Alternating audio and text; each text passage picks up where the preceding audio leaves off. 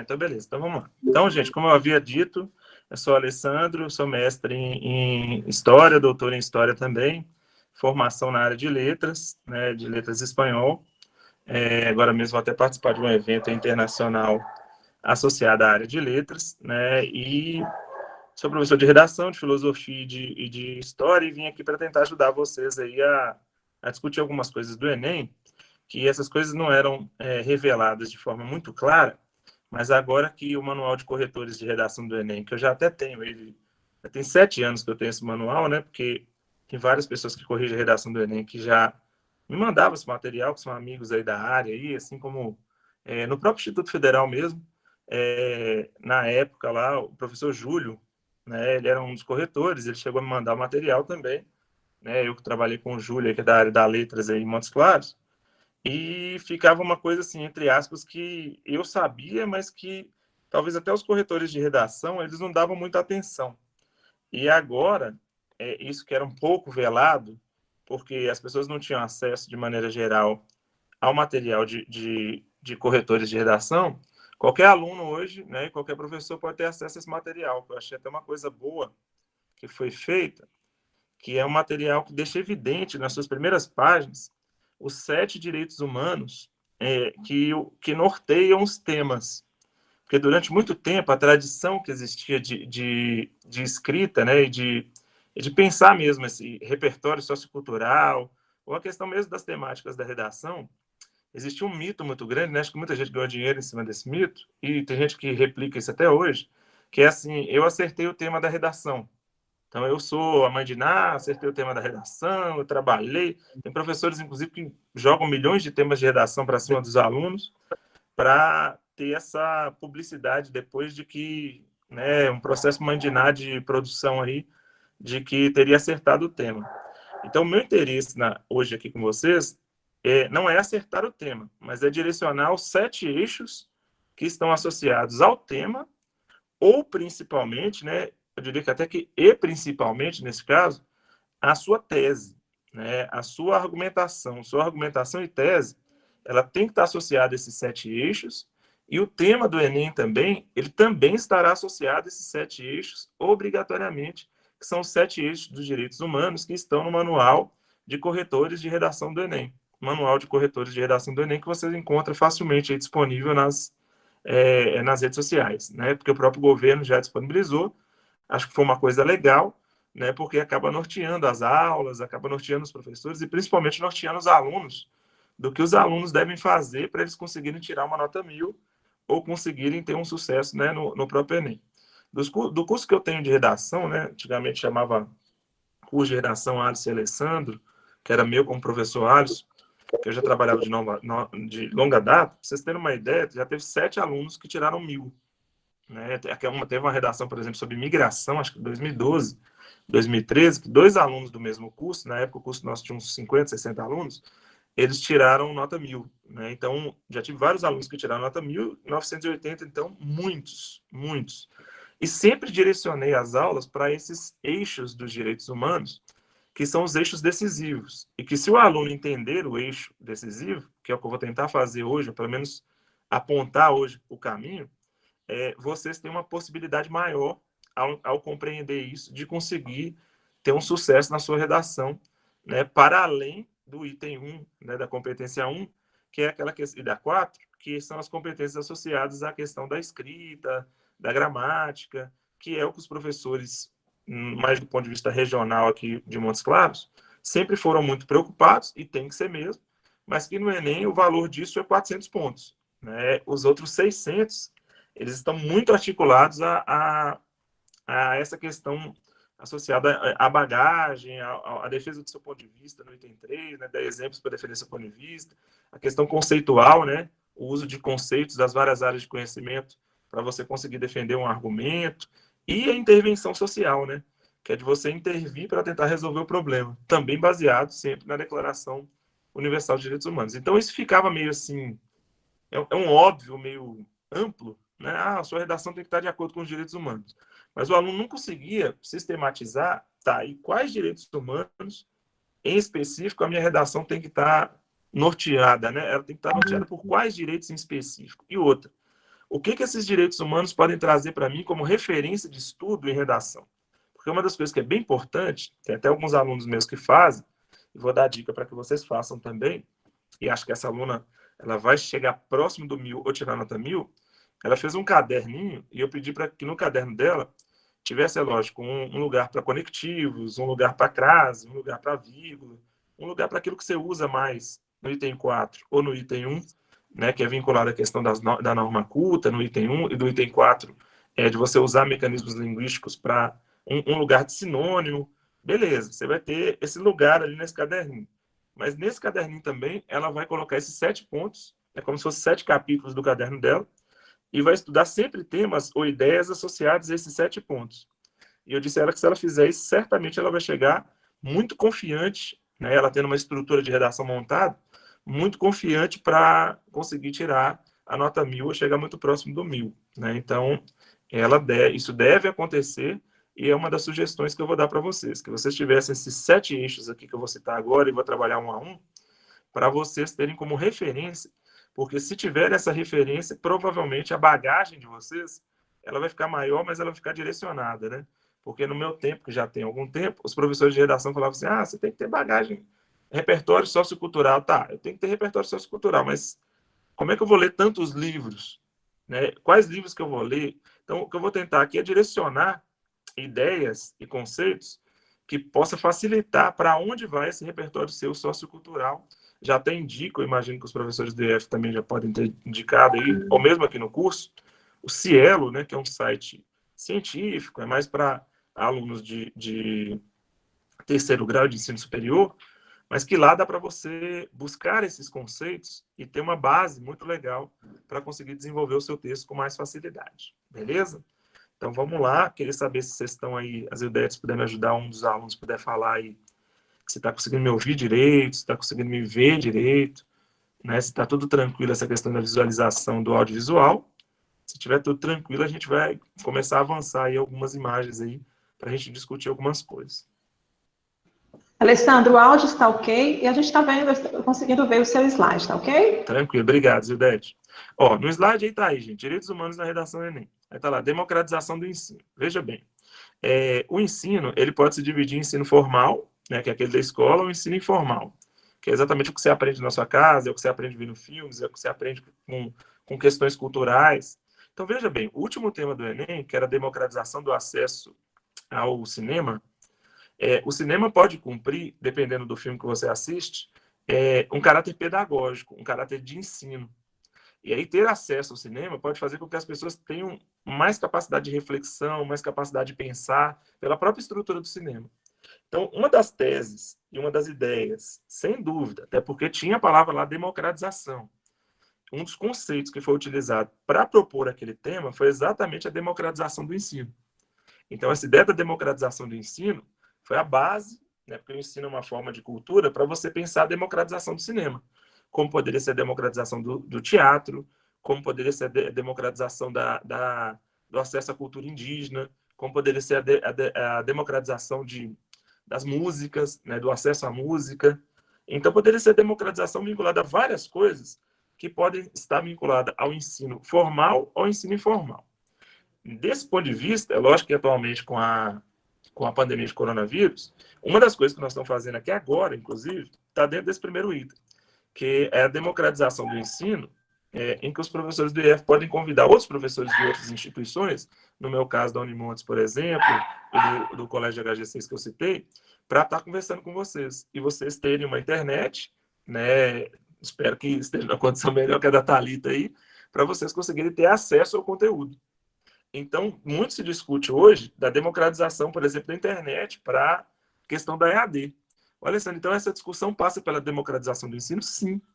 Então, quando você tiver ali, muito provavelmente, no último momento ali, no último período da construção do seu texto, onde você vai colocar o que você vai discutir no percurso do texto, ali na introdução, vamos supor que sua introdução tem 5 linhas, e na 5ª linha, você vai colocar que se for o tema associado, por exemplo, a EAD, né, ao ensino à distância, você vai colocar que, para que o ensino à distância funcione, é necessário ter uma democratização dele.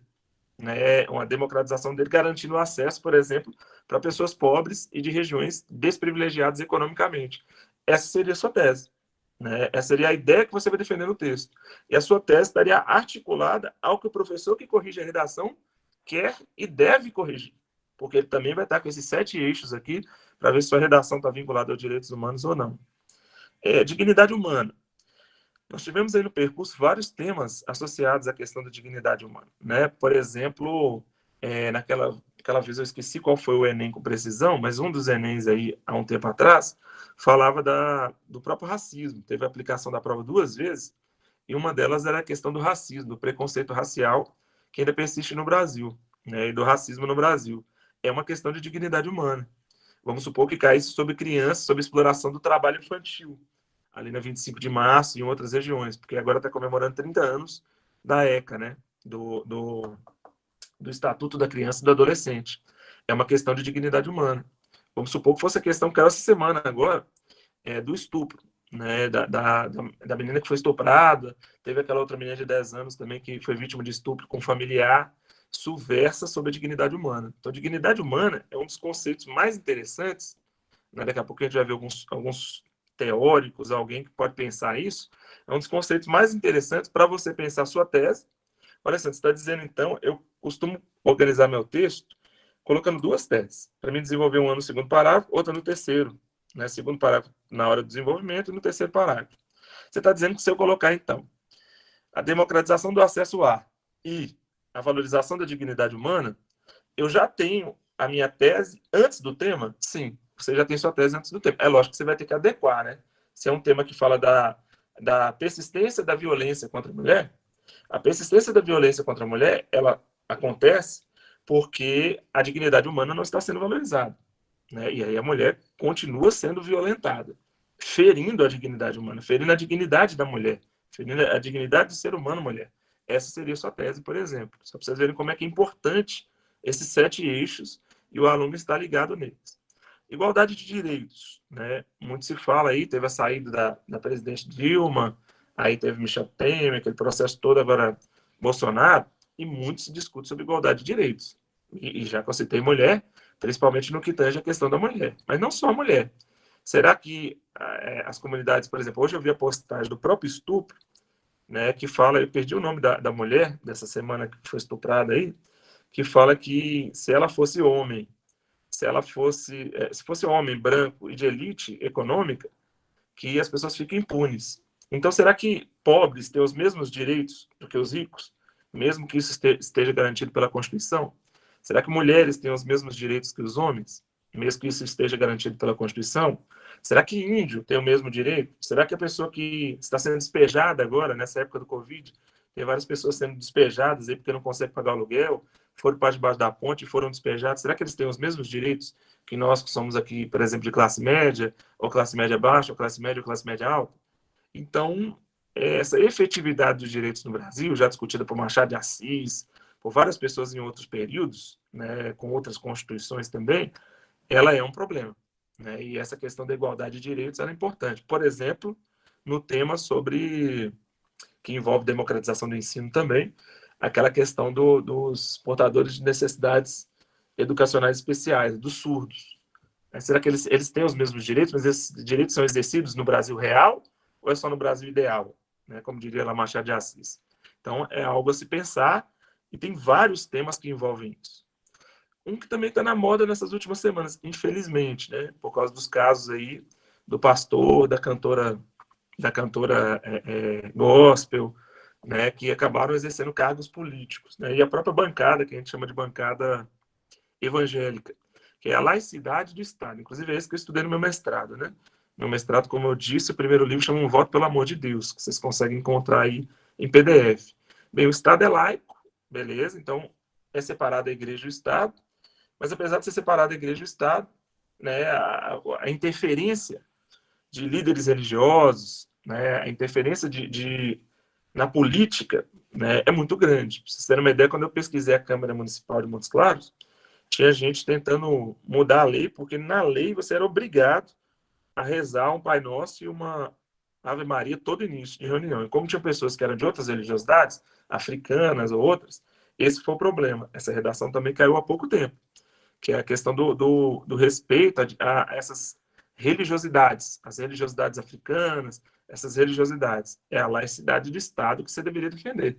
O Estado é laico, então todas as religiões devem ser respeitadas. E aí você não pode sair na rua ou na rede social chamando fulano de macumbeiro, como se tivesse isso um caráter pejorativo, né? Até agora que o Cruzeiro tá mal, o pessoal já está falando que o Cruzeiro vai jogar, mas o Cruzeiro precisa de um pai de santo. Tem sempre um caráter negativo, né? E que às vezes ele é legitimado pela própria prática política, né? O discurso que é usado, Jesus Cristo é usado com uma certa frequência para dar voto, né? E para dar patrimônio de forma lícita ou ilícita para alguns candidatos aí, para algumas pessoas que estão exercendo o seu pleito. Então, o problema está aí, esse problema também está pulsando, viu? Eu diria que além do coronavírus, ainda tem esse problema ainda de lideranças religiosas envolvidas com a política e envolvidas com graves esquemas de corrupção, de padre, passando por pastor, passando por cantora gospel. Esse é um problema, né? O Estado é laico, mas as influências religiosas no Estado elas são gigantescas, né? Gigantescas para vários níveis. O 5 é o reconhecimento de diferenças e das diversidades. Esse também, eu digo que esse, junto com o da dignidade humana, são dois dos mais importantes, né? Que o Brasil, durante muito tempo, foi dito até um país de todos, né? O país da miscigenação, né? Gilberto Freire, Casagrande Senzala, falando do Brasil miscigenado, né? Darcy Ribeiro. E essas diferenças geralmente não são respeitadas, né? Então, se a pessoa hoje é transexual, ela não é respeitada por grande parte das pessoas. Às vezes, porque ela é negra, ela não é respeitada, ou porque ela tem uma determinada orientação sexual, ela não é respeitada. Esse respeito às diferenças é muito importante, né? Que é um conceito lá da alteridade, né? De você respeitar o outro, e respeitar a forma como o outro vive. Isso é muito desrespeitado no Brasil, né? No Brasil, as pessoas não respeitam a forma como o outro vive e tendem a emitir julgamentos e pré-julgamentos com uma frequência muito grande. Esse é um dos maiores problemas do Brasil e também é um conceito que abraça muito, né? Vocês devem ter reparado que democratização do ensino ele é razoavelmente específico. Dignidade humana, muito amplo. Igualdade de direitos também é amplo, mas eu diria que um pouco menos que dignidade humana. Laicidade do Estado é mais específico para alguns temas. Reconhecimento das diferenças das diversidades é gigantesco. É um direito humano gigante, do qual o aluno pode se valer dele para conseguir defesa de um ponto de vista. E provavelmente a redação vai envolver um desses 7 eixos. Transversalidade, vivência e globalidade. É pensar o Brasil, pensar Montes Claros, pensar o seu bairro no mundo global. É como que as vivências das pessoas elas são diferentes. Quem trabalhou muito com isso, com essa ideia de globalidade, vivência e transversalidade, e foi muito útil na última redação do Enem, foi Bacurau. Não sei se vocês já assistiram o filme Bacurau, mas ele é bem interessante, apesar de violento, né? Mas acho que hoje em dia quase tudo que vocês visualizam, infelizmente, é violento. Mas essa ideia da globalidade é importante, de você conseguir entender que você deve valorizar a cultura indígena, mas para valorizar a cultura indígena você não tem que destruir todos os celulares, todos os iPhones do mundo, né? Conseguir equilibrar essa relação entre globalidade e vivência, né? E transversalidade ali. Esse é talvez o mais abrangente de todos, né? Seria esse aí, mas ele é muito importante, porque veja bem, se você escolhe 2 teóricos, Alessandro, eu não tenho tempo, cara, o Enem tá chegando, você não vem com esse papo muito amplo, não, que isso está me irritando. Aí você escolhe, por exemplo, Milton Santos, que fala sobre globalização, uma globalização mais humana, menos perversa, né, e que você seja menos enganado pelas fábulas, e escolhe o Zygmunt Bauman, que é um cara fácil, mas você fingir que é um pouco diferente, você não vai naquele modernidade líquida, não. Você vai no globalização, consequências humanas. Se você pegar o Bauman e o Milton Santos e usar eles como conceito de globalidade, e depois trazer o exemplo para o Brasil, é claro, quando você for exemplificar, trazer para o Brasil e defender seu ponto de vista, associado à ideia de globalidade e vivência, você faz qualquer tema do Enem. Você fala assim, Alessandro, você é obrigado a usar o Bauman e o Milton Santos. E agora eu vou te dar o tema. Eu faço a redação do tema que você quiser. Porque a globalização é transversal, ela abraça meio ambiente, ela abraça problemas diversos, né, de índio, passando pela questão de cultura indígena, meio ambiente. Então, com esse conceito, você pode resolver a sua vida.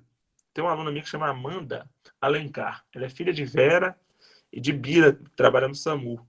A Amanda Alencar, irritantemente, em todas as redações dela no ensino médio, ela usou Milton Santos, e 2 vezes que ela fez a redação do Enem, ela usou Milton Santos. A professora dela do ensino médio se irritava dela usar sempre o Milton Santos para todos os temas, mas não conseguia tirar a nota dela. Tirou 980 nas 2 redações do Enem.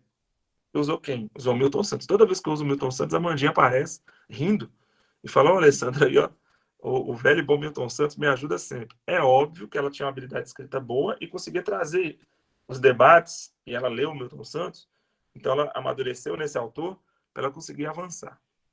Outro tema muito em voga, por causa da queimada no Pantanal essa semana, as queimadas na Amazônia, por causa da própria proposta do governo de agronegócio, é a ideia de sustentabilidade socioambiental, né? Nas Olimpíadas, na Copa, na hora que você ligar a televisão, na hora que você olhar nas redes sociais, a ideia de sustentabilidade também vai estar presente o tempo inteiro. E entender esse conceito é bem importante, beleza? Então é sobre isso a aula de hoje, né? A apresentação da aula eu considero agora, né? Ficar falando sobre questão particular não é o mais importante. E aí a gente vai para um a um, para a gente tentar pensar alguns autores, alguns exemplos, algumas ideias de um a um, para a gente conseguir ver aí como é que poderia ser interessante ou utilizado isso na redação. Eu queria que vocês ficassem bem à vontade, né, para, assim que eu terminar cada um dos itens, pode já, professor, né, me chama aí porque eu não estou vendo aqui o de perguntas, depois eu vou deixar as perguntas que foram digitadas, eu vou deixar um pouco mais para o final. Mas pode interromper e falar: professor, como é que eu faria um parágrafo sobre isso? Professor, como é que eu organizaria uma ideia se o tema não fosse necessariamente esse, mas fosse aquele? Fique à vontade e vamos concentrar aqui nesse item 1. Para você ver. Democratização do ensino. Beleza. Educação à distância. Então, veja aí que na imagem, né, na charge, você tem uma EAD num lugar e você tem as pessoas num outro lugar. Né? A própria Thalita falou aí que o próprio evento aqui que a gente está trabalhando, que teve uma audiência boa no primeiro momento, uma presença boa, ele foi se enfraquecendo. Por quê? Porque as coisas de internet e a geração de vocês é uma geração mais rápida. E o que está acontecendo com boa parte dos alunos e boa parte do evento? O professor quer dar aula como se ele estivesse dando aula presencial. O professor quer ministrar o minicurso como se ele estivesse no minicurso presencial. Só que ele usa a distância. Aí existe um problema, que é um problema de 2 gerações. Da geração do professor, que não está se acostumado a isso, né, e que também não gosta muito de admitir isso, que não está acostumado, e da geração do aluno, que quer receber as coisas rápidas. Não tem um equilíbrio. Aí a aula do professor demora 3, 4 horas, e de fato o aluno fala: na próxima eu não vou participar, não aguento mais não. Mesmo que o professor seja um espetáculo. O professor entra em depressão e o aluno também. E o ensino fica à distância mesmo. Um no lugar, outro no outro. Alessandro, então é um choque de civilização entre a geração X e Y e a geração de vocês, que está ali para a geração alfa, mas para a própria gerações diferentes? Sim. São metodologias diferentes? São. As pessoas resistiram. Na Unimontes era uma resistência enorme para utilizar Google Meet. O pessoal não queria saber disso. Precisou de uma pandemia para isso acontecer. Outro exemplo. O menino está na favela. E ele vive um ambiente de favela. E ele não tem dinheiro, ele é pobre. Então, por causa da desigualdade social e da pobreza, a educação é à distância. Por que a educação é à distância? Porque num lugar está a educação que eles estão tentando passar, não está você. Não chega até você. Outra coisa que a própria Thalita está respondendo aí, eu não sei qual cidade que ela está, se ela estiver aí ainda e quiser relatar, seria até interessante, mas a Thalita está aí, o marido dela lida com essas questões de computação e ela está tendo um problema de internet, de acessibilidade, né, de internet, um problema técnico ali e de internet.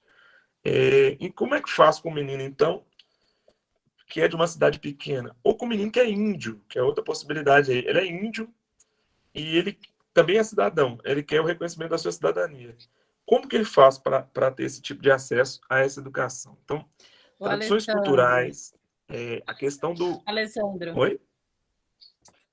Oi. Alessandro. Você está onde aí, Thalita?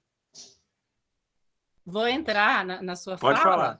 porque é exatamente o modelo dos alunos que a gente tem. Eu estou na cidadezinha pequena dos meus pais, em Ibiracatu, Sim. que tem no máximo 8.000 habitantes. Então, esse problema de internet é justamente por conta de ser essa cidadezinha pequena, que o Exato. Wi-Fi é ruim, o sinal da operadora é ruim. Então, eu estou tendo um problema que alunos, aí em Montes Claros, por exemplo, numa região, em um lugar mais bem localizado, não teria. Então, esse problema da minha conexão aqui é o retrato de muitos alunos que estão nessa mesma condição, né?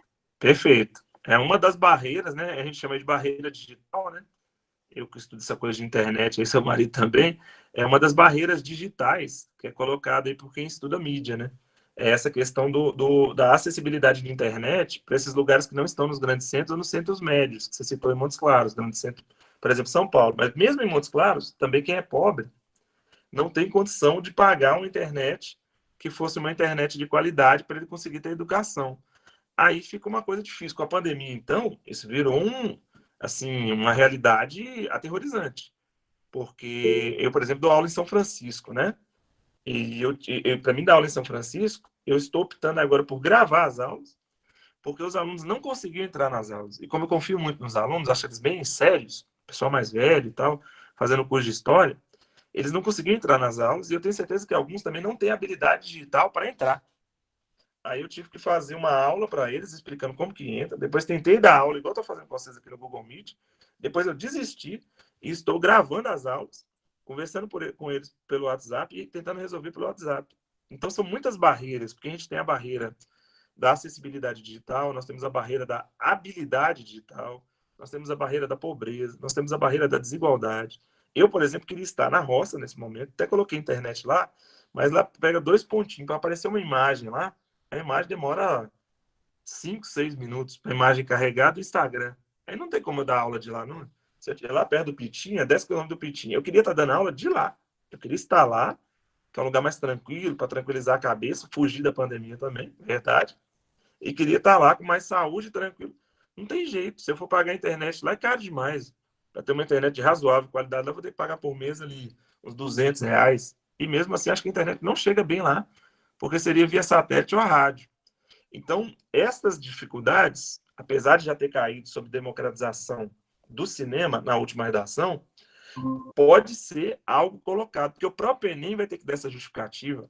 O Enem tem o Enem digital e o Enem presencial. Eu estou até na dúvida até hoje como é que vai acontecer esse Enem presencial. Confesso que eu estou na dúvida.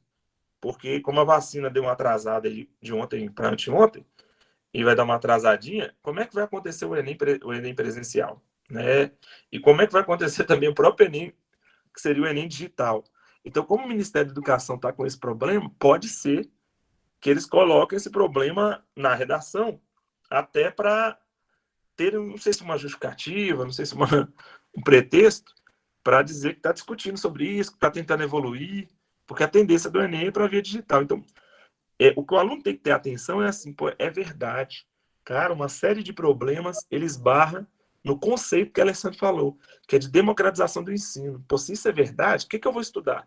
Em vez de eu ficar perguntando para o professor na última hora, professor, que tema vai cair? Quem é professor de redação, acho que é o caso seu e da Zildete, é aterrorizante. Vai chegando perto do Enem, o menino, que também é outra característica da geração, né? Serem ansiosos.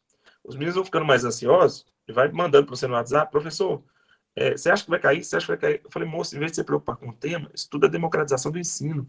Estuda, por exemplo, o Monteiro Lobato lá. Um país se faz com homens e livros. Se o Monteiro Lobato tivesse vivo hoje, ele ia falar, um país se faz com homens, livros, ia ter vírgula, né? Livros e com acesso à internet de qualidade.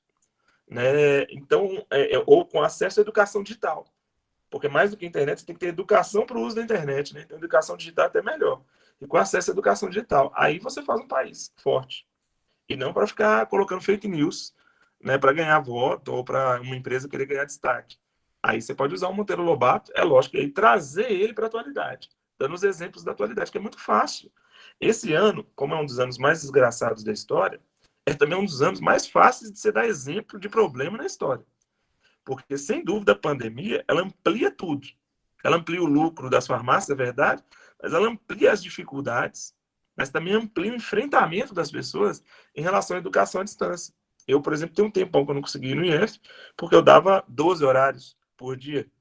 Agora, como eu não dou 12 horários por dia, eu gravo as aulas. Eu gravei minhas aulas já hoje de manhã, gravei na parte da tarde parte das aulas, estou aqui conversando com os meninos do IF, por causa da possibilidade digital aqui que me deram e da indicação do Marcelo e de estar encontrando com vocês no evento. Então, Monteiro Lobato é adequado para se discutir democratização do ensino? Sem dúvida.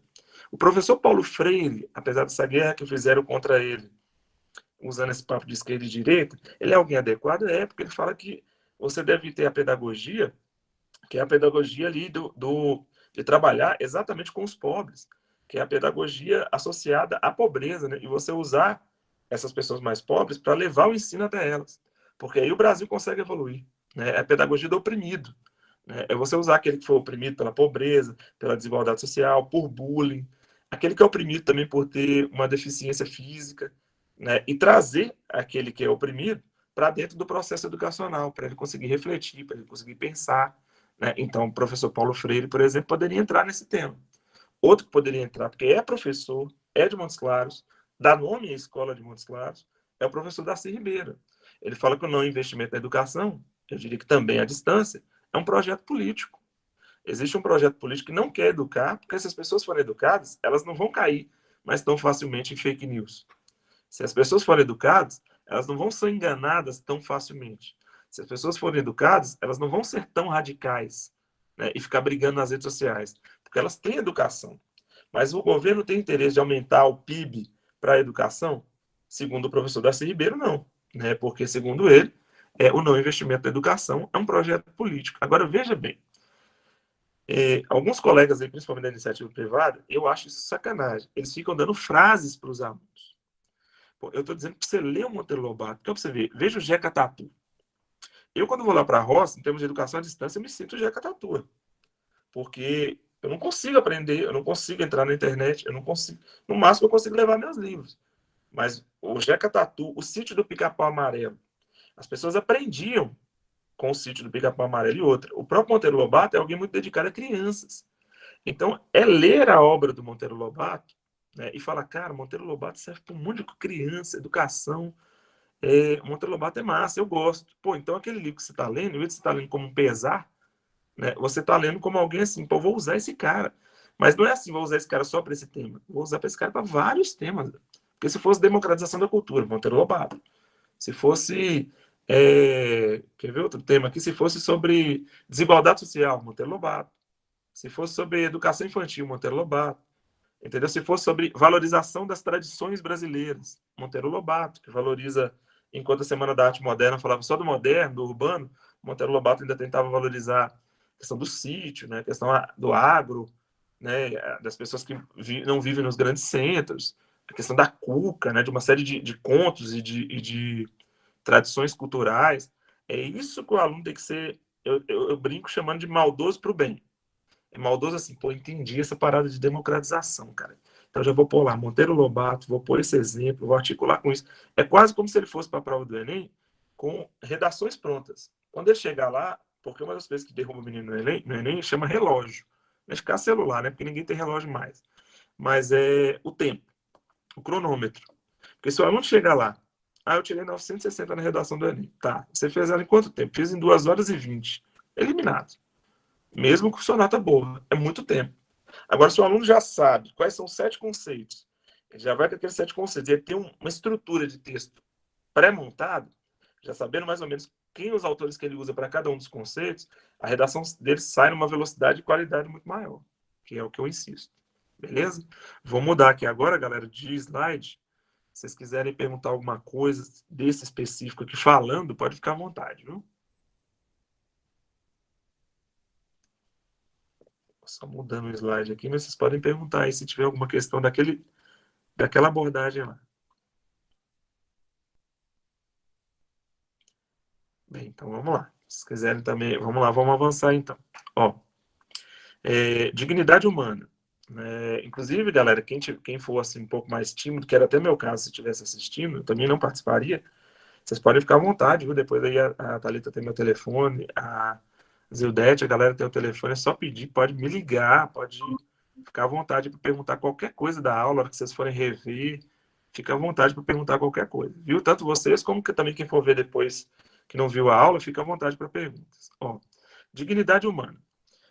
Dignidade humana na minha percepção, né, lógico que tem a morte de índios, né, que fere a dignidade humana, a violência contra o negro, então, no Brasil, você tá doido, fere a dignidade humana. Já caiu no Enem a violência contra a mulher, ferindo a dignidade humana. Agora, eu acho que tem dois grupos sociais que está bem na hora acho que já está passando da hora do Enem cobrar, que são crianças, porque tem 30 anos da ECA, né, como eu disse, né, do Estatuto da Criança e do Adolescente, comemorando esse ano 30 anos. Então, fico muito atento a essa questão de criança e adolescente, né, porque a possibilidade de aparecer alguma coisa sobre isso é bem grande, é bem grande. E o número de crianças que está morrendo agora com a pandemia é algo impressionante. E, infelizmente, a maioria não morre por causa da pandemia em si, por causa do Covid-19. Morre porque aumentou muito os casos de violência intrafamiliar. A violência dentro da família, e como já tinha aquela de briga de marido e mulher, ninguém mete a colher, que você pode citar na redação do Enem, né, o ditado popular, você também tem aquela coisa assim, isso é problema da minha família, cuida da sua família que eu cuido da minha. Aquela coisa meio fechada, né, bastante de tradição judaico-cristã, que quer esconder os problemas da família, que são problemas de estupro, como foi o caso da menina dos 10 anos. Todo mundo falou se a menina queria abortar, tinha que abortar ou não. O debate até, na minha opinião, fugiu do lugar. Quando, na verdade, as pessoas deveriam estar atrás do tio que é o estuprador. Então, poucas pessoas falavam do tio estuprador, ficava mais no... se ela vai abortar, não vai abortar. Então, o Brasil tem uma hipocrisia, que o Machado de Assis trabalhava muito com essa hipocrisia brasileira, né, que acaba rompendo com a dignidade humana. Quem trabalhava muito com isso também sofreu demais. Foi até internado em hospício, foi o Lima Barreto, né? Acho que o Triste Fim de Policarpo Quaresma é um livro espetacular, dá para você usar em tudo quanto é tema, e tem um livro também que chama Cemitério dos Vivos, do Lima Barreto, que é legal demais, que ele fala de como que as pessoas eram discriminadas no Brasil. No Brasil, as pessoas não respeitam a dignidade humana de crianças, e o outro grupo social que eu ia falar, de idoso. De idoso, assim, o desrespeito em relação aos idosos é tão grande. Eu ouvi gente falando que, assim, infelizmente eu li isso, né? Ouvi e li. Mas esse negócio do Covid não tem muito problema não, porque vai matar idoso. Os idosos já estão perto de morrer mesmo. Você tá doido, né? E não sei se vocês lembram aquele artista da Globo, que ele morreu, que ele falou que a humanidade está acabada, né? A humanidade está errada. Perdi o nome dele agora, mas é um senhor mais velho também que faleceu. Eu fiz até um texto com ele, como exemplo, que ele deixou uma carta testamento terrível, né? Falando que ele está desanimado com a humanidade, né? As pessoas estão desumanas. Tem gente que tem acidente na rua, o cara tira foto do acidente da pessoa na rua, ele não está preocupado em salvar a pessoa. Ele quer tirar foto para ele ganhar mais curtida depois. Então, o desrespeito à humanidade está muito grande. Com a Covid, acho que idosos, até porque estão na área de maior possibilidade de morte com a doença. E crianças, que está me impressionando muito, violência contra crianças, principalmente meninas, e muitas das vezes negras ou pobres, impressionante. Aqui em Montes Claros, por exemplo, teve o caso do Josué, né? Que é aquele menino do tiro da nuca, né? Que o policial deu tiro na nuca, ele falou que era legítima defesa, mas na verdade o policial correu atrás dele, foi pegar o chinelo, aí deu tiro na nuca. O caso do Josué e de vários outros é tenso. Pra vocês terem uma ideia, a irmã do Josué me procurou para ver se ela podia, no hashtag lá, para lutar a justiça por Josué, ela tem até esse Instagram, ela me procurou para ver se eu conseguia usar minhas redes sociais para também ajudar ele. E eu, inclusive, até ajudei na campanha. Terrível, né? Terrível. As mães aí, a mãe dele falou que ela enterra um filho todo dia. Eu não sei. Eu sempre pensava as coisas como se fosse meu filho ou fosse minha mãe, né? Então, essa questão de dignidade humana, acho que vocês devem ficar muito atentos e é bem abrangente. Alessandro, se eu for utilizar sobre dignidade humana, quem que eu poderia usar como referência? Autores que versam sobre a condição humana. Por exemplo, o Thomas Hobbes. O Thomas Hobbes, apesar do povo vocês estudarem no absolutismo, teórico do absolutismo, estudam o Thomas Hobbes até parecendo que ele é um vilão. O Thomas Hobbes tem uns capítulos muito interessantes sobre a condição humana, porque ele vai dizer que é da natureza humana ser ruim, com a frase lá do homem é o lobo do homem. E como o homem é ruim, o homem é invejoso, o homem disputa, o homem é vaidoso. E em função da vaidade, a dignidade humana, a condição humana é desrespeitada. Porque como o homem é maldoso, a guerra de todos contra todos faz com que as pessoas se tornem mais violentos. E toda vez que a violência impera, a dignidade humana é colocada de lado. Outro também que trabalha com a condição humana, o próprio Rousseau. O homem nasce bom, mas em função do dinheiro pode ser que ele mate uma criança. Em função da propriedade privada e do dinheiro, pode ser que um homem despreze um idoso, como inclusive está acontecendo no Brasil. A sociedade o corrompe. Então ele nasce bom, no seu estágio natural ele é bom, mas ele é corrompido pela sociedade. O Hobbes já diz, ele é ruim mesmo, e ele pode piorar se o Estado não coibir o seu sentimento ruim. Então, são dois autores bem importantes que trabalham com a condição humana, mas um é do século XVII, Hobbes, o outro do XVIII. Qual o autor mais recente que trabalha com a dignidade humana, assim, que é a autora muito respeitada? A Hannah Arendt. Porque o que a Hannah Arendt vai dizer? A busca pelo poder político, econômico e a violência são oposições à dignidade humana. Então, toda vez que você busca poder político ou que você busca usar a violência, você quebra a dignidade humana. Como a Hannah Arendt também fala sobre a condição humana, a Hannah Arendt é muito importante porque na obra A Condição Humana, ela vai falar que faz parte da condição humana o diálogo, faz parte da condição humana o respeito às diferenças. Quando você perde o diálogo por causa da censura e para de respeitar as diferenças, inclusive o que acontece no Brasil atualmente em 2020, a violência impera. E quando a violência impera, você quebra o pacto com a dignidade humana. Segundo ela, isso aconteceu no stalinismo e isso aconteceu no nazismo. Então ela critica, neste caso, a extrema esquerda, que é stalinista, e a extrema direita, que é nazista, que inclusive perseguiu ela por ela ser judia, mesmo ela sendo intelectual, teve que se refugiar nos Estados Unidos. Então ela é alguém que, inclusive, como pessoa, também teve sua dignidade humana ferida. Então a Hannah Arendt é alguém assim, top do mais top, para discutir essa questão da dignidade humana, e não é muito difícil de trazer para o Brasil, infelizmente, porque intolerância, violência, censura, perseguições, são marcas da história do Brasil em 2020, na minha visão, pior do que o Covid-19. Então, essa acho que é uma perspectiva bem bacana. Tranquilo? Queria meio que ver com vocês aí se está dando para ouvir, se está tranquilo, se está dando para acompanhar. Precisava de um feedbackzinho aí. Tranquilo, Alessandro. Está dando para ouvir, está dando para acompanhar. Beleza? Áudio está beleza e a apresentação também. Obrigado. Obrigado, Zildete. Saudade de você. Bem, igualdade de direitos. Igualdade de direitos. Como eu disse, as lutas por igualdade de direitos, toda vez que tem lá igualdade de direitos, eu lembro que tem um aluno meu, ele era até engraçado. Na época da eleição de 2018, ele chama Gustavo, tirou 960 na redação do Enem, passou em medicina. E ele era bolsonarista, assim, na eleição de 2018, assim, até agressivo. Ele ia com a camisa de Bolsonaro e tal, e eu alugava ele direto, eu tirei foto com ele com a camisa de Bolsonaro, eu levava de boa. E aí eu falei, como você gosta desse discurso, que é um discurso mais conservador, né, manter as leis, né, como se todos os políticos que ele apoia também fossem todos corretos. Beleza, mas como você gosta desse discurso, faça uma redação toda baseada em igualdade de direitos, em iluminismo, e escrevia mal toda a vida. Aí, nós conversando, montei uma redação para ele, toda baseada no iluminismo, e trazendo essa ideia de igualdade de direitos para a Constituição de 88 no Brasil o tempo inteiro. Era o tempo inteiro iluminismo, Declaração Universal de Direitos Humanos e Constituição de 88. Sempre nesse conceito de igualdade de direitos. Né? E como ele trabalhou sempre nisso, eu até falei com ele, você deveria ser advogado, não era mexer com medicina, não. Como ele trabalhou sempre nessa linha, ele detonou. Aí hoje ele me agradece, eu lembro que eu postei a redação dele na época, porque toda vez que você vai falar de igualdade de direitos, é lógico que você lembra lá da igualdade, liberdade, fraternidade, dos ideais iluministas, né? E esses ideais iluministas, é claro, eles acabam impactando o Brasil. Então, Alessandro, eu queria usar a filosofia iluminista. Eu gosto dos filósofos iluministas. Aquele, por exemplo, do Montesquieu, né, que ele vai trabalhar com o espírito das leis, que os poderes devem ser partilhados para manter a harmonia social. Beleza. Alessandro, eu quero trabalhar com Rousseau, né, e trabalhar com essa ideia de igualdade, né, de igualdade de direitos.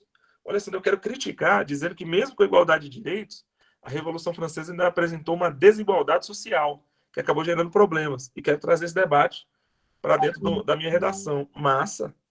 Agora, se você quiser, assim, não, eu gosto de Brasil mesmo. Eu quero discutir a questão de igualdade de direitos Brasil. Você pode voltar na Proclamação da República, que na lei falava de igualdade de direitos, mas tinha restrição, né, para mulher que não podia votar, para negros que não podia dançar capoeira, né, que eram considerados como macumbeiros.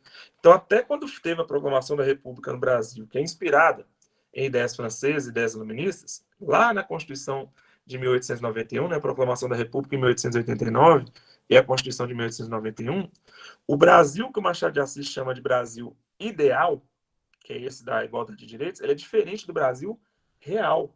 O próprio Lima Barreto também já criticava isso.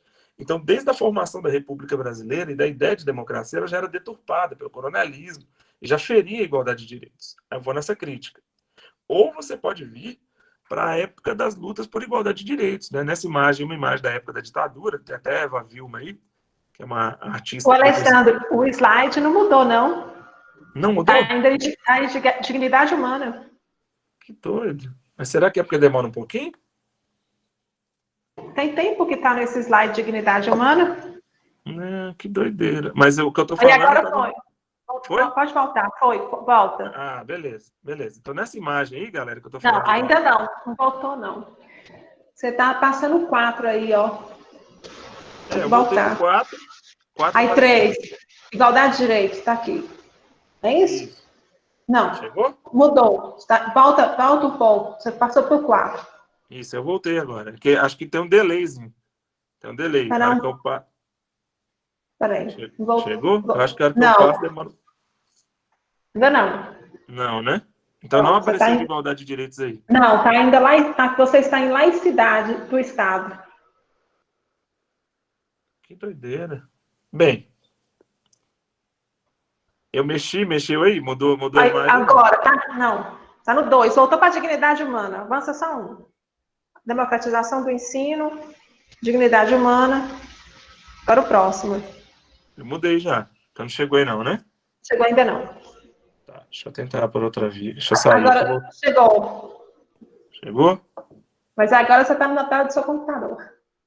Não, agora vai dar certo. Você chegou e vai dar certo. Mas vamos lá. Eu coloquei um trecho aqui do Rui Barbosa, que ele fala assim, a pátria não é ninguém, são todos. O Rui Barbosa, para quem não sabe, exatamente nessa época da proclamação da República, ele já criticava, né, neste caso, a República da Espada, né, o militarismo, e tanto quanto o Rui Barbosa, na imagem aí, eu não sei se vocês já estão conseguindo visualizar, se não tiver, daqui a pouco eu mando para vocês também. Ainda não. Na imagem tem aquela imagem, uma imagem meio clássica. Eu vou comentar sobre a imagem, e acho que vai dar até para vocês imaginarem ela. É uma imagem de mulheres com mãos dadas, né, na época da ditadura militar, combatendo a censura no Brasil, e essas mulheres lutando por igualdade de direitos. Mas não era só em função do voto. É das mulheres terem representatividade social, das mulheres conseguirem agirem na sociedade. Então, essa busca por igualdade de direitos, ela é uma busca das mulheres, ela é uma busca dos negros, ela é uma busca dos índios, ela é uma busca de muitos grupos excluídos. E essa ideia de buscar, né, essa ideia de buscar os seus direitos e buscar a igualdade, está na Constituição de 1988 e também abraça vários temas, porque tem inúmeros temas que ferem a igualdade de direitos, inclusive aquele da educação. Vejo como aquele da educação também, porque assim, o próprio Enem, de vez em quando, ele não garante igualdade de direitos. Eu até brinco com os meninos. Eu estou numa escola e eu tenho muito calor. Eu estou numa escola que não tem ar-condicionado, não tem ventilador, e se bobear, não tem nem janela. Estou fazendo a prova. O outro menino está fazendo uma escola com ar-condicionado, com não sei o quê, com distanciamento social, e nós estamos fazendo a mesma prova. Então, como é que é a igualdade de direitos? Outra coisa, sou portador de necessidade educacional especial, que eu considero que são todos nós, né? Mas pessoa que é surda, por exemplo, como é que vai ser? Ele vai estar na mesma condição dos outros? Aí tem uma coisa bem importante, que é um conceito bem importante, chama equidade. É de você, mais do que igualdade, você tentar deixar as pessoas de uma maneira um pouco mais equiparada, entendendo-as como diferentes. Então, igualdade de direitos também pode ser um tema bem legal. Vou passar para o 4 para ver se aparece aí. Apareceu, Isidete? O 4? Apareceu, tá o 3 agora. Ah, beleza. Mas aí eu já passei para o 4, acho que é por causa do delay que eu falei. Delay é que eu mexo aqui na imagem, demora um tempinho para chegar para vocês. É um tema aí do povo que joga videogame, eu estou meio viciado nisso. Mas vamos lá. O item 4 é a laicidade do Estado. Aí eu coloquei uma imagem aqui, e se vocês não estiverem vendo a imagem, vai imaginando aí. que é uma imagem do pastor Everaldo, que foi candidato à presidência do Brasil em 2014, e que ele é líder de um partido político no Brasil, que é o mesmo partido do ex-governador do Rio de Janeiro, que foi preso. E ele está vinculado agora, inclusive também detido, num escândalo de corrupção. Ele que é pastor, né, e que usou da fé das pessoas em Cristo e vinculado à igreja dele para conseguir seus votos. Né? Para quem não está lembrado, aí foi exatamente o que saiu nos jornais, foi ele que abençoou o Bolsonaro ainda antes de Bolsonaro ser candidato à presidência. Né? Então, ele é alguém que foi apoiador do atual presidente. Mas, só para lembrar, também fazer um contraponto, tem um padre de Goiás também, que, se eu não me engano, chama Padre Robson, que também está envolvido num esquema de corrupção dentro da igreja, né? de um esquema de corrupção dentro da igreja. E isso está cada vez maior. E, repito, que no Brasil existe a chamada bancada evangélica, que é exatamente um grupo para votar em coisas que eles acreditam que são mais relevantes para o Brasil. Aí, no palanque dele aqui, ele conversando aqui com a mão assim, né, aquela coisa meio inflamada, tá lá, o Brasil precisa de um governo com princípios. Então, na própria imagem, essa ideia dos princípios, né, que ele diz seguir os princípios bíblicos, muitas das vezes não respeitam o que o Estado propõe. Vou até dar um exemplo, uma vez que eu participei de um encontro de casal. Eu participei de um encontro de casal que a mulher pegou a Bíblia e leu. Né? E aí, naquele encontro de casal, eu que sou católico, a mulher falou daquela questão dos castigos, de castigar as crianças, que tem uma parte da Bíblia lá. Só que a mulher não considerou a época que a Bíblia foi escrita, os símbolos que a Bíblia traz, e são muitos. E aí ela sugeriu, na leitura dela, de que os meninos deveriam ser castigados. E o fato dos meninos não serem castigados hoje é que deixa o pessoal todo sem educação. Naquele momento, ela feriu a lei da palmada, que no nosso Estado laico, a violência contra a criança tenta ser detida com a lei da palmada, com a lei do menino Bernardo, né, que também teve a violência contra ele, e ela queria usar o que ela acha que é a religião dela, ou usar a Bíblia, para intervir nessas questões do Estado.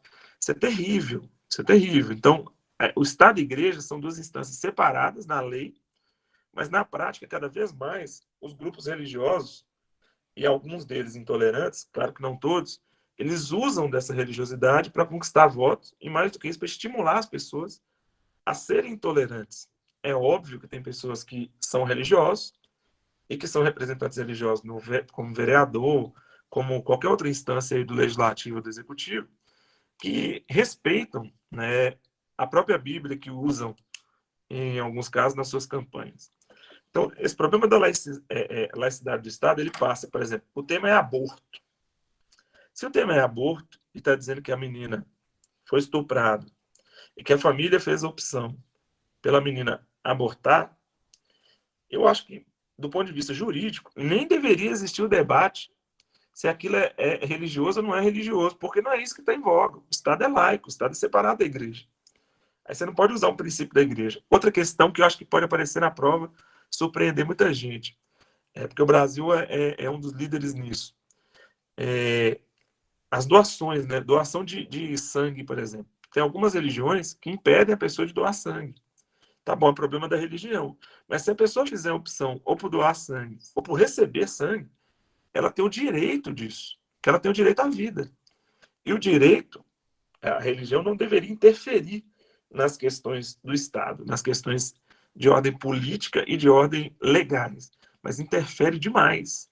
E isso, na época de Voltaire, por exemplo, no século XVIII, na época do próprio Thomas Hobbes, isso gerava conflitos, né, gigantescos. No século XVI, a Reforma Protestante contra a Reforma, né, que acabavam gerando muita violência, muita intolerância.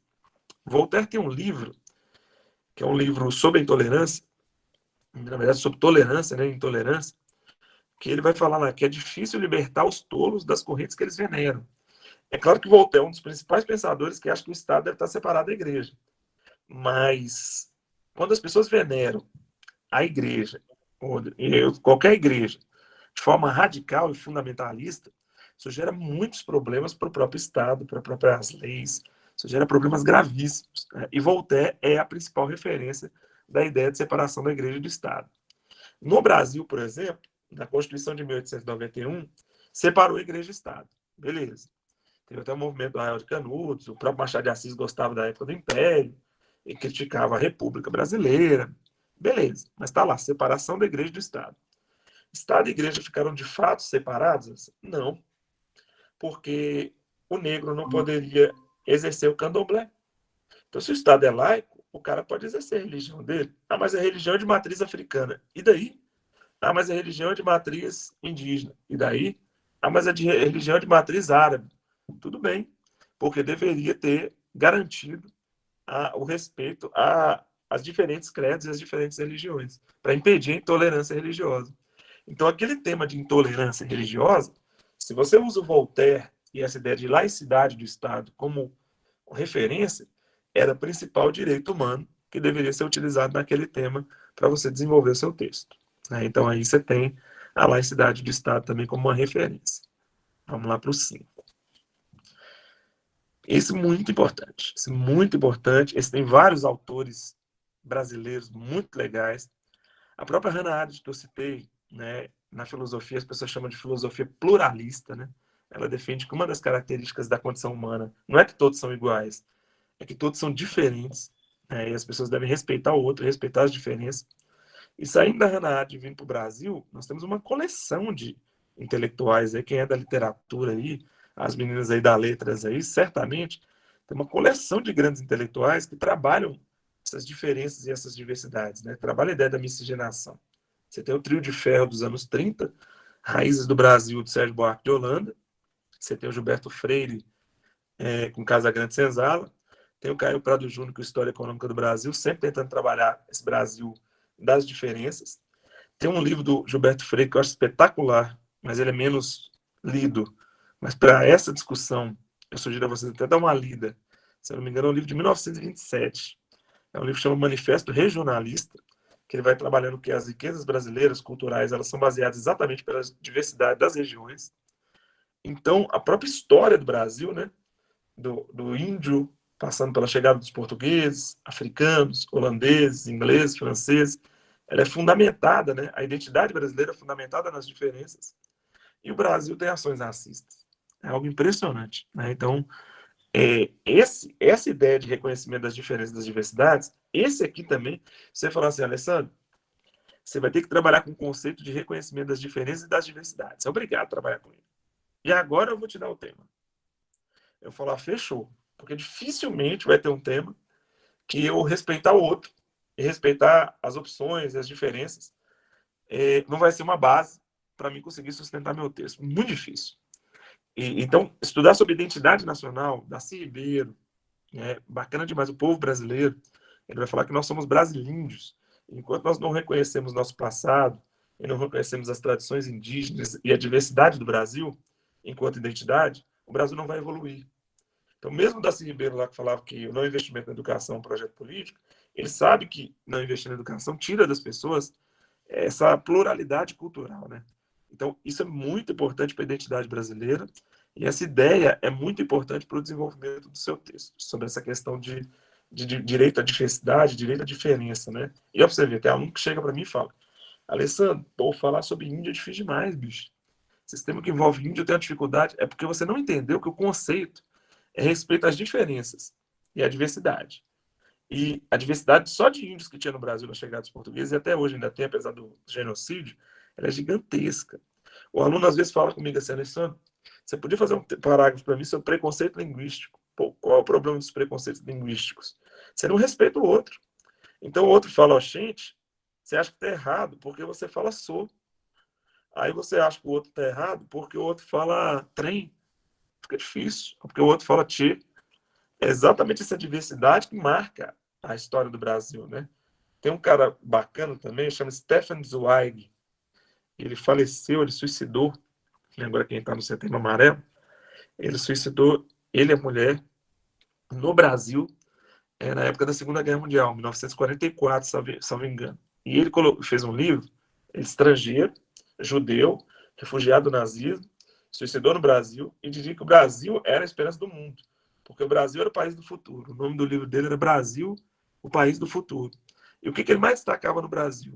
Porque no Brasil as ideias de ódio elas eram menores e o respeito à diversidade ele era maior. As pessoas respeitavam mais o outro. Mal sabe ele que esse país do futuro dele resultou nesse Brasil de 2020, né, que aí, de fato, o Stefan Zweig se suicidaria de novo, mas não mais por causa dos problemas do velho continente, por causa dos problemas do Brasil, que estão tensos, né? Então, o Zweig é muito legal. O Brasil, País do Futuro, também é um clássico, né, de alguém que pensa a identidade do Brasil de fora do Brasil, né? E aí é alguém muito bacana também de ser utilizado. Bem, vamos lá para 6 aí, para a gente não alongar tanto. Aí tá lá, transversalidade, vivência e globalidade. Aí tá lá, temas transversais. Reparem como esse conceito também, ele cabe para tudo. Porque tá lá, ética, equidade, solidariedade, cooperação e repúdio às injustiças sociais.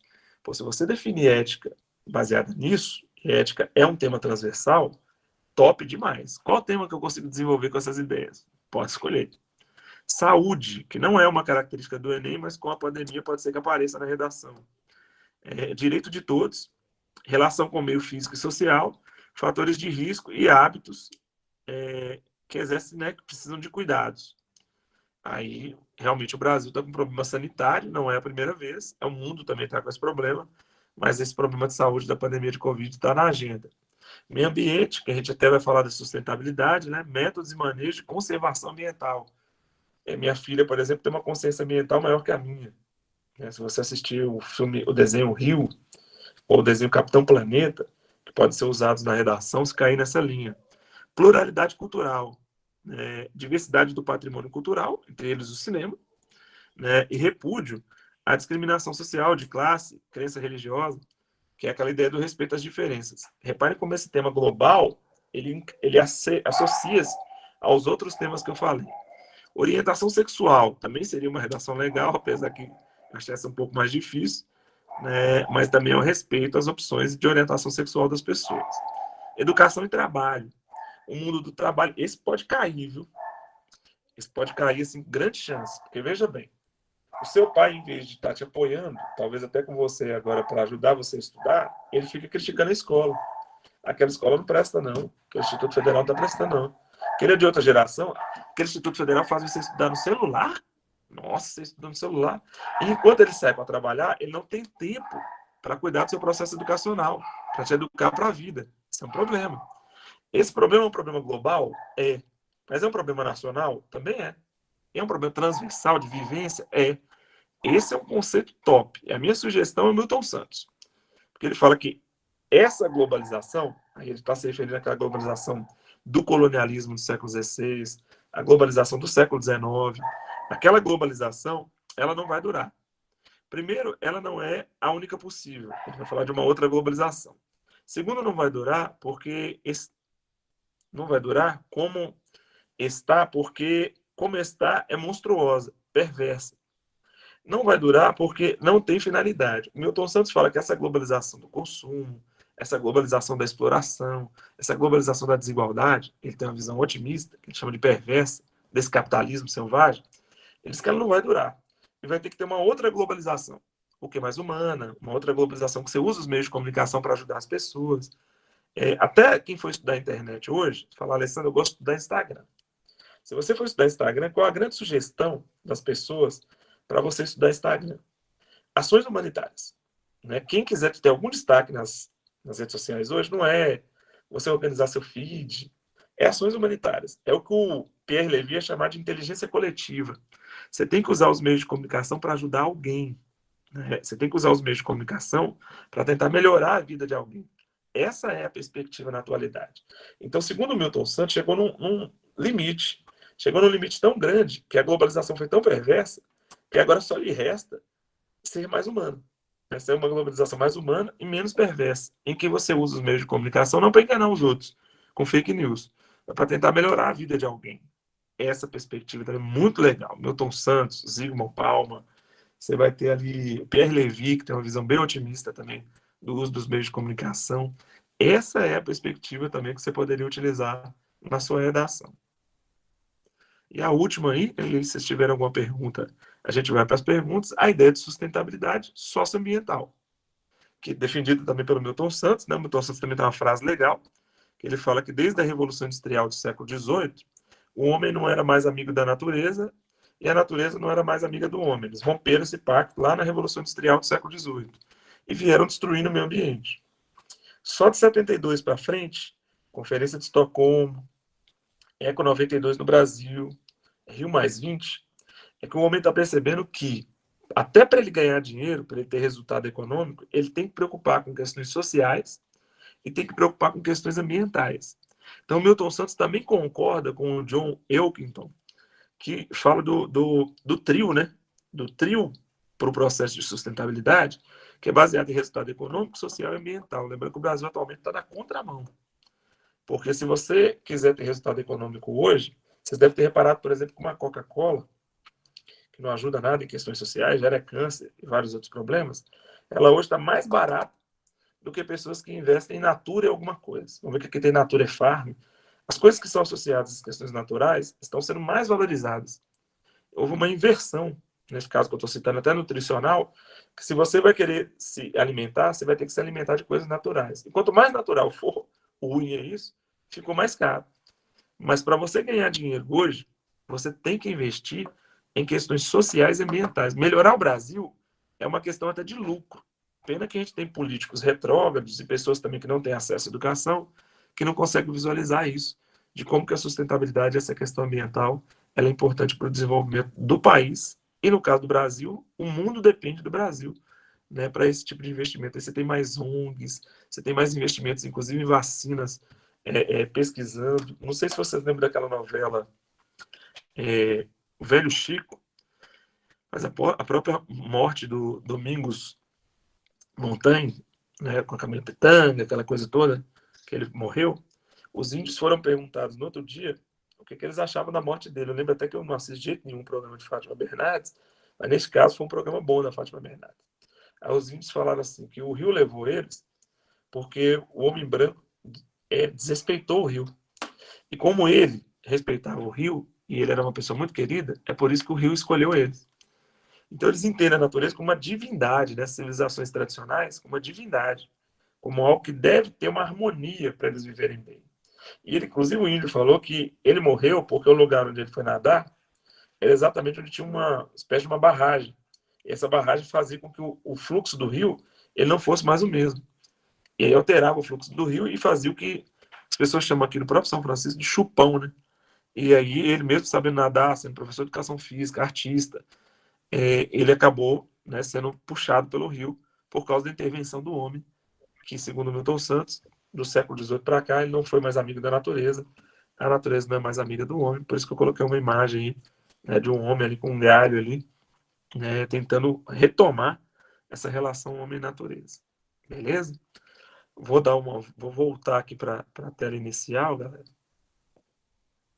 E aí, se vocês tiverem alguma pergunta, eu estou à disposição de vocês, né, para qualquer pergunta. Se Zildete também quiser perguntar, alguém quiser perguntar aí, para qualquer coisa aí. Ah, tá aqui. Roberta Silva Santos. Alessandro foi meu professor na época do Elite. Que doido, hein? Legal demais. Não sei se ele lembra. Lembro.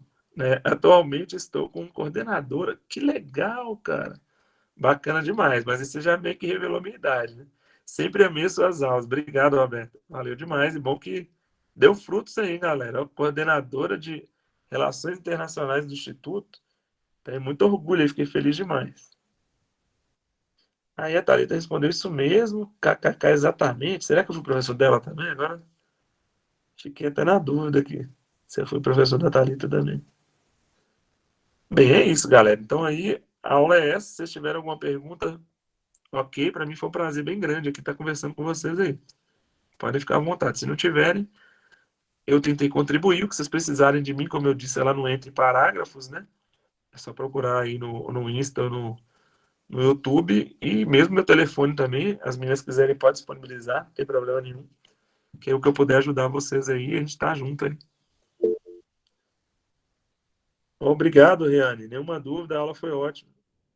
Acho bacana também estudar cidadania. Cabe em vários temas. Exato, Daliane. Então, Daliane, a cidadania, ela, na verdade, ela perpassa por todos esses eixos dos direitos humanos, desses 7 direitos humanos. É porque a ideia de cidadania, ela tem que ser demarcada, né? Então, por exemplo, Ser cidadão é você ter o direito à educação. Então, aí você tem a democracia. Ser cidadão é você ser o chamado cidadão verde, né? Ser um cidadão que respeita as questões sociais e ambientais. E aí você tem a ideia de sustentabilidade. Então, o respeito à cidadania é exatamente o respeito a esses 7 itens. É como se a cidadania fosse o 8º item grandão, vamos dizer assim, que abraça todos esses outros itens que foram comentados. Por exemplo, ser um bom cidadão é você não pegar suas características religiosas e querer mudar a lei ou infringir a lei por causa da sua crença religiosa. Você tem sua crença religiosa, mas como ela está separada do Estado, o Estado cuida das leis e aí você segue sua crença religiosa ali conforme seus princípios, né, espirituais. É isso que é ser cidadão. Então, na verdade, os 7 juntos, a aula toda, é o que vai desembocar na cidadania, mas é perfeito. Estudar cidadania é importantíssimo, né? Mas você vai ver que toda vez que você estudar cidadania, você vai bater num desses 7 eixos aí ou mais. Alguém mais aí? Eu achei super legal essa questão da Roberta aqui também. Ter sido professor, Alessandra, né? Oi. parabéns pela aula, foi excelente, acho que muito rica. Quando eu trabalhei com os meninos na minha oficina, eu falei sobre como utilizar o repertório sociocultural com produtividade, né? Porque ele tem que ser legítimo e produtivo. E aí você acrescentou tantas coisas aí, tantas informações, deu tanta referência de repertório que eles podem usar, né? Eu trabalhei mais na questão estrutural, né? Entendi. Indiquei algumas estratégias de como eles podem explorar esse repertório para que ele fique produtivo, né? E aí, que bacana, muito rica a sua aula, viu? Adorei. Muitas sugestões de repertório aí para esses meninos. Obrigado. Aqui, a Zildete perguntou aqui, o Denilson. Obrigadão, Zildete. Bacana que aí complementou, uma complementou a outra, né? Bacana. Isso. O menino perguntou aqui, o Denilson Santos. Os desafios do casamento infantil, qual seria uma boa abordagem? Esse tema saiu no simulado semana passada. Fiquei com dificuldade. Boa, Denilson. Boa pergunta. E um tema bem legal. A primeira questão que você poderia abordar é com uma historiadora que chama Mary Del Priore. O livro chama História da Criança no Brasil. E aí a Mary Del Priore destaca que o conceito de criança ele é um conceito do século XX. Então, ele é um conceito que começa no XIX, mas que ele ganha força no XX. Então, até então, no próprio Brasil, por exemplo, no caso de Dom Pedro II, você não tinha o conceito de criança. Então, às vezes, as pessoas se casavam por a questão do dote, pela questão do patrimônio. E esses casamentos, eles ocorriam, principalmente na nobreza, eles ocorriam, às vezes, antes do nascedouro, ou, às vezes, as pessoas casavam com 3, 4 anos de idade, exatamente porque não tinha esse conceito de criança. Esse conceito de criança, defendido pela ONU, ele é um conceito mais do final, da segunda metade do século XX, entendeu? E aí, como é da segunda metade do século XX, essa era uma abordagem possível, chamada de abordagem 1. Aí depende dos textos de apoio, viu?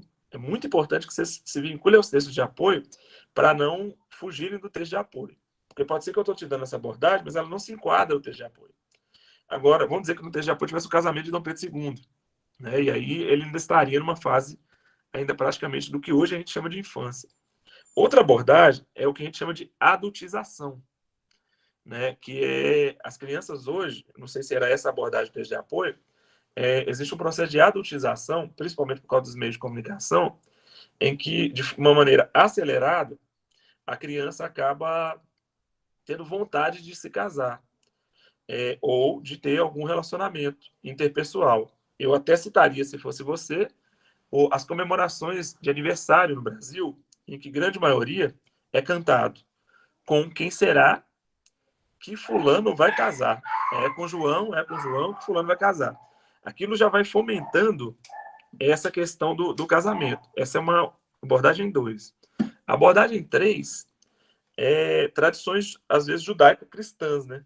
Que pessoas, mesmo estando na sua infância, se tiver alguma gravidez precoce ou coisa parecida, são pressionadas pela família ao casamento, né? E aí, por tradição judaico-cristã, as pessoas buscam esse casamento. Era uma outra possibilidade também. Beleza? Mais alguma aí? Bem, então aí eu já vou me despedir aí. Foi um prazer demais, Ildete, Thalita, a Roberta, não cheguei a ver ela aqui. Oi, Thalita. Oi. A minha internet ela ficou oscilando, mas eu acompanhei o minicurso todinho. E eu parabenizo o professor Alessandro e agradeço ao mesmo tempo pela disponibilidade. Foi uma aula muito enriquecedora, como a professora Zildete falou, ela veio complementando demais, e mesmo sem a gente combinar, né, Zildete, acaba fazendo um link com as falas dos demais professores e dos futuros professores que vão apresentar. Então, foi muito enriquecedora. Eu vejo que foi muito enriquecedora para mim, como professora que trabalho com Obrigado. redação com os meus alunos, né? Então, acredito que para os alunos acabou sendo mais enriquecedora ainda. Então, parabéns pelo trabalho, parabéns pela aula, e em nome dos alunos, né, a gente fica muito feliz de tê-lo tido como nosso convidado. Obrigado, eu que agradeço. E toda vez que vocês precisarem, pode contar comigo. Vim para o IF é muito prazeroso, foi o melhor lugar que eu trabalhei, o IF aqui de Montes Claros, é o que eu já trabalhei em alguns, né? Até me denunciaram aqui, falando do Elite, que já tem um tempinho. No Elite, quando eu estava começando a dar aula, acho que é 2001, 2002, também vou dedurar a idade suas, mas acho que era 2001, 2002, por aí. Mas aí foi muito bacana. Sempre bom estar junto de vocês do IF aí, porque vocês realizam um trabalho espetacular a nível do Brasil e que deveria ser mais valorizado.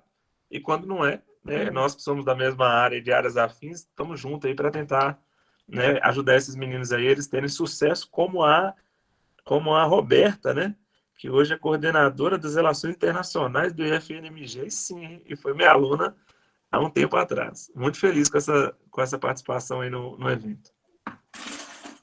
Bacana. Muito obrigada a você, e com certeza dos pontos positivos dessa pandemia foi essa possibilidade que ela nos trouxe, né, com o uso dessas tecnologias, e a gente poder fazer esses encontros e trabalhar com outras instituições, com essas parcerias, está sendo bem bacana, né? Legal. Legal, então, gente. Então, aí, boa tarde, quase noite para vocês aí. Tudo de bom, viu? Boa tarde, Tchau, pessoal. Alessandro. Abraço. Tchau, Semana Semana que vem, pessoal, nós temos mais um encontro na quinta-feira, às 16 horas. Então, não percam, tá? Anotem aí já na agenda de vocês. Um abraço aí, abraço. galera.